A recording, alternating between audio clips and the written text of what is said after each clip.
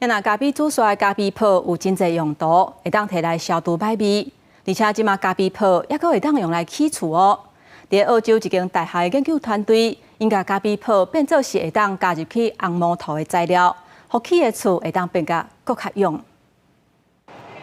伫咖啡厅外口的户外椅仔顶，有真侪民众坐啉咖啡，享受休闲的时间。因那店内煮咖啡所产生的咖啡泡，则嘛拢送去研究室做加工试验。这是澳洲墨尔本皇家理工大学的研究室，研究人员用锡箔纸甲咖啡泡包起来，送入去控油内面，甲烧做炭，变做一种建材的原料。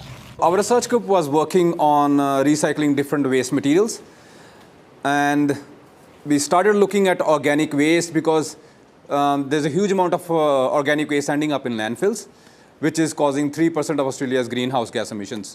澳洲每年产生75000吨的咖啡泡，平均一工是205吨。甲咖啡泡烧到摄氏350度，就会变成一种叫做生木炭的材料。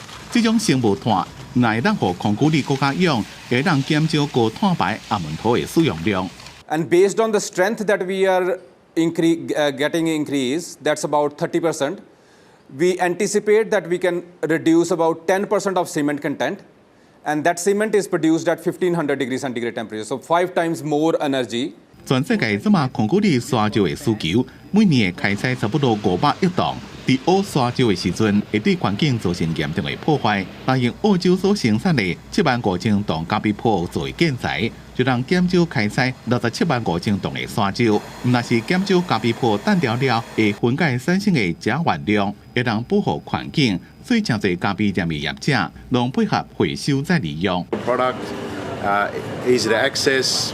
A lot of cafes could sell their coffee ground. 研究团队希望以后会当将澳洲所生产的6成到7成的咖啡泡转化应用到空气里。公司新闻，陈思彤编写。